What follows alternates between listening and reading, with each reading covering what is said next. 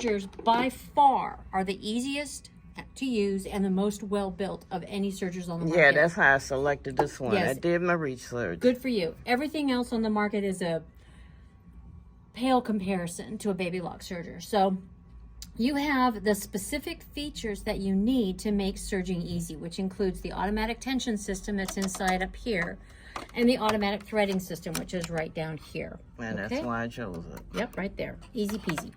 So to start with, now you know a sewing machine has a needle and a bobbin, and those two threads meet at the plate or at the bobbin case, whatever, and they form a stitch. So you have two working parts, and you're usually line your fabric up and aim it at the needle.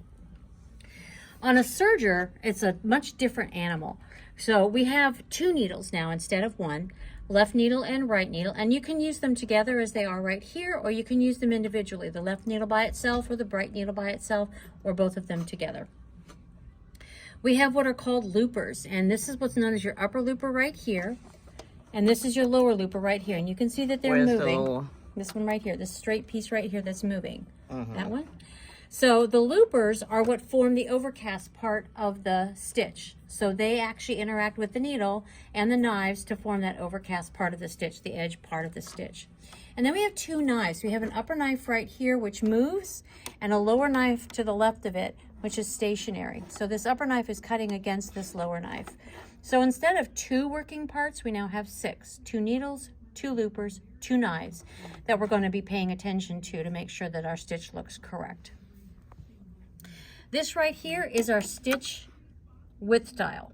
Now you'll notice in every position, like right here, we have 2 numbers, like that says 6.0 and 3.5. It's the same position because you have 2 needles.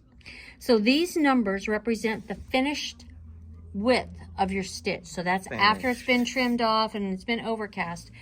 And this is achieved. The number represents the distance from the needle to the inside edge of the knife, or the left edge of the knife. So if you have your left needle in, it's 6 millimeters from the needle to the knife. And if it's just the right needle by itself, it's 3.5 millimeters from the right needle to the inside edge of the knife.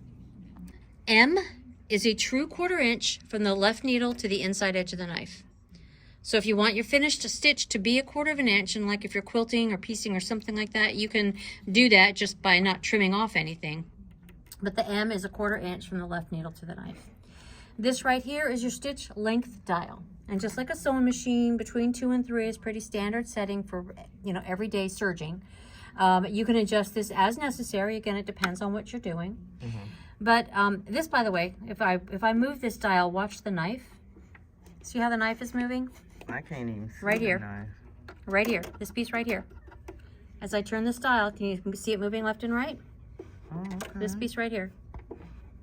And that's what's changing that finished width of that stitch. Okay? Is that knife is moving back and forth. On needle, you're going to be on A. If you have the right needle by itself, you're going to be on B. And if you're going to do a rolled hem, you're going to be on D. And C is for a couple of little oddball stitches that you can do. I don't remember. We're disengaging our threading system, and now you can see your little tubes are out of the way, but they're threaded. And now I'm going to come over here to my flywheel. And I'm going to flywheel and on the machine need to line up in order for the needle threader to work. That's the correct position for the needle threader if you choose to use it. So we want to turn our flywheel towards us after we're done threading the loopers, which is going to be about here. After we're done threading the loopers, we'll disengage the looper threading system and we'll move this dial forwards until those 2 lines line up. And once they do, then the needle threader on the machine will be in alignment with the needles. So to engage the threading system, we're going to push this button down. We'll turn the flywheel until the tubes pop out. And then this lever will continue moving over to the left. And you can see it right there. To disengage the threading system, this lever moves to the right. And the button pops back out. And then the threader, or you can line everything up for the needle threader or whatever you need to do.